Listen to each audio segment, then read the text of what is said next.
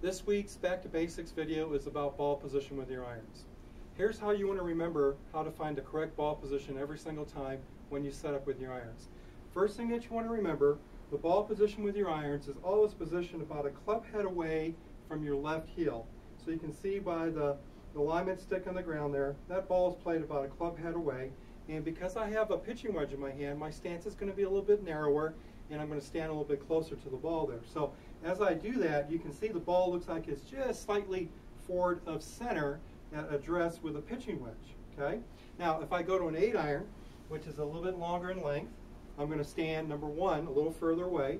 Number two, I'm still going to keep this relationship the same, where the ball is played about a club head away from my left heel. But because the club is longer, my stance is now a little bit wider. And now you can see the ball is starting to move a little bit more forward in my stance because my right foot has gotten a little farther away from my left because of the length of the club. At address, my weight with an 8-iron should be just slightly favoring my right leg. With my pitching wedge, because my feet were closer together, my weight's going to be probably a little bit more centered. So as your clubs get longer, you're going to start favoring your right side a little bit, which means you have a little bit of tiny tilt with your spine to the right at address there. Okay. Now, if I go to a 6-iron, again, you can see that this club's going to be longer. So, number one, I'm going to stand a little further away from the ball at address. Number two, the stance of my width is going to be a little bit wider because of the length of the club. And now you can see, again, about a club head away from my left heel. My right foot is a little bit farther away because of the length of the club from my left foot.